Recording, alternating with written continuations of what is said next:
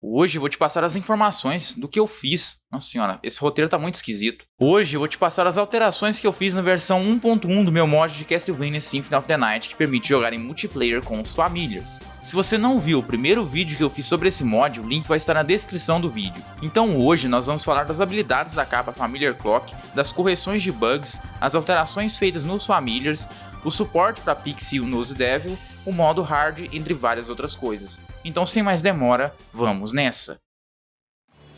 Vou começar passando as informações do modo hard. Aqui nesse modo você tem um limite de 200 de HP, 50 de MP e 50 corações. Não significa que você começa com esses status, tá? São os status limite. Você não pode passar deles. Você começa o game com 10 de capacidade de HP, todos os status igual a 1, ou seja, STR com int luck igual a 1, e você permanece com esses status durante todo o game. Agora nós temos envenenamento infinito, que reduz ainda mais o ataque e a defesa, além de não permitir regeneração de MP. Nós temos algumas alterações em glitches, só lembrando que isso só vale para o modo hard. Se você jogar o modo normal, você pode fazer os glitches que você quiser. Essas alterações são voltadas aos seguintes glitches: glitch de pular a morte, glitch do dinheiro infinito, glitches que envolvem o congelamento da tela, como o Health Refresh ou o Level Up, o glitch do Richter Skip, entre outros.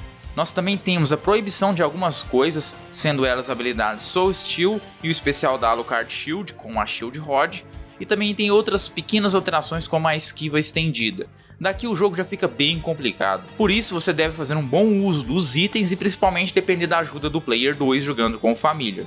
É claro que você pode ignorar essas duas coisas e simplesmente comer cascalho. É você quem decide isso.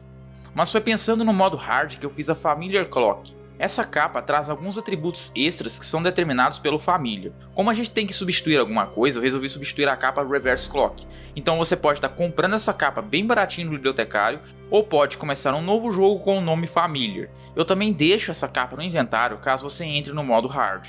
Ela pode ser bem importante e você vai entender o motivo. Se você estiver jogando com o Beth, essa capa traz Dark Metamorphosis Infinito, com Ghost Resistência às Trevas, com a Fairy traz o efeito da poção de sorte, com o Demon a poção de inteligência, com a Sword o efeito da poção de força, com a Pixie traz regeneração de 1 HP por segundo, caso a quantidade de HP esteja menor que 30, e com o Nose Devil 1 de MP por segundo, caso a quantidade de MP esteja menor que 30. E existe aqui um extra: se qualquer família chegar no level 99, você ganha a habilidade daquele família de forma permanente, desde que esteja usando a capa.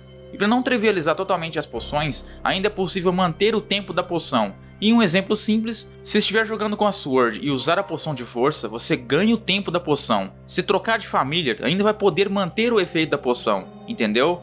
Eu também fiz alguns outros detalhes para esse item, a cor do interior da capa muda conforme o Familiar que você estiver jogando. Além disso, ainda nos recursos eu implementei um método para que o Player 2 possa mudar os Familiars. Alguém tinha feito essa sugestão, o que eu agradeço, mas eu já estava pensando nessa ideia já no começo de tudo. Fazendo isso, forçando o jogo a carregar um novo Familiar, infelizmente acontecem vários problemas que eu não consigo resolver.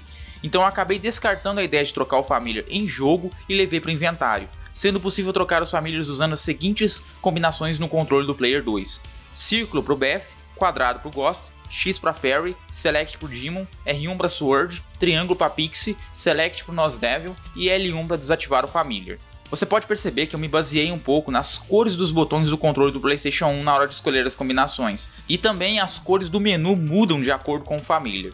Falando das alterações feitas nos Familiars anteriores, o BF agora ataca apenas ao encostar nos inimigos, só que o dano é sempre o mesmo. Só há um ganho de dano no level 99. Eu refiz as habilidades do Ghost, mas no fim ficou praticamente a mesma coisa. O único detalhe agora é que é possível reduzir o tempo do ataque do Ghost, apertando L1 no momento certo do ataque. Mas eu também coloquei uma desvantagem: ao apertar o L1 no momento errado, você perde o ataque.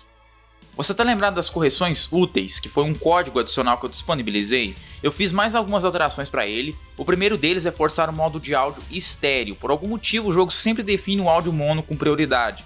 Inclusive nem tem como mudar isso jogando com o Richter. Esse problema não acontece mais.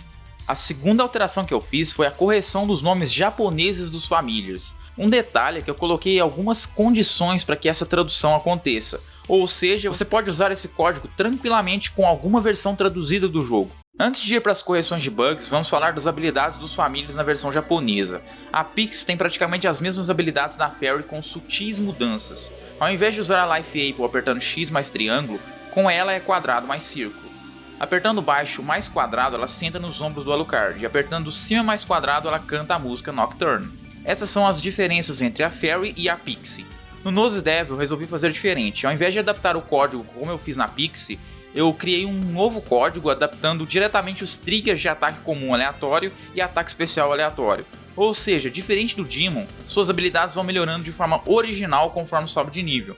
Mas eu também fiz uma melhoria para o Demon.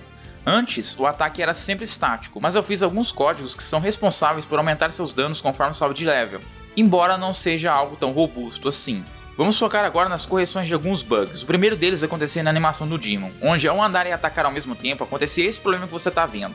O caso é que eu puxei o endereço das animações para fazer os movimentos, então está acontecendo algum tipo de conflito. O que eu fiz aqui foi proibir a possibilidade de atacar enquanto anda. Isso corrigiu o problema sem alterar muito o que já tinha. Fiz duas correções para o Familiar Fairy. O primeiro problema acontecia ao ficar usando várias poções que o Alucard não tinha no inventário. De forma um tanto quanto aleatória, a fada simplesmente congelava. Para resolver isso, só mudando de Familiar ou passando de uma porta de loading para outra, de uma sala de loading para outra. Para resolver isso no código, foi só questão de verificar se ela estava travada para destravar. Resumindo em poucas palavras, é mais ou menos isso. A segunda correção foi feita na animação de ir para a esquerda ou direita. O que acontecia é que ao segurar as direcionais do D-pad, a animação não retornava. Assim, pra mim, ficava meio estranho, então eu adicionei mais algumas linhas para corrigir isso. Essas correções também valem para Pixie. Na Sword tinha um grande problema, onde o jogador simplesmente perdia o controle dela. Para vocês entenderem bem o problema, para fazer os Familiars, normalmente eu tenho que dar trigger no ataque e manipular os movimentos daquele ataque. Já que quando um trigger acontece de forma natural, o Familiar primeiro procura na tela o inimigo, então só depois ele prossegue com os eventos de ataque. Então o que eu faço para tudo dar certo é simplesmente ignorar esses eventos de procura na tela. Daí como resultado o Familiar ataca ali mesmo. Só que para devolver o controle para o jogador, o meu código tem que esperar o Familiar sair do trigger de ataque. E é aí que mora o problema da Sword. Enquanto existirem inimigos na tela, ela não sai do evento de atacar. Então eu refiz esse código de uma forma diferente, devolvendo o controle ao jogador só por soltar os botões do controle, e fiz com que, caso faça coisas que eu não usei no meu código, o controle também seja devolvido ao jogador. Existem alguns outros problemas que eu mesmo nem sei explicar direito a causa, e mesmo com todas essas alterações, ela ainda pode tomar o controle de volta, embora agora o controle é devolvido ao jogador de forma muito mais rápida, vamos dizer assim. Bom, este é o final do vídeo, eu agradeço por ter assistido o vídeo até aqui, nos vemos por aí.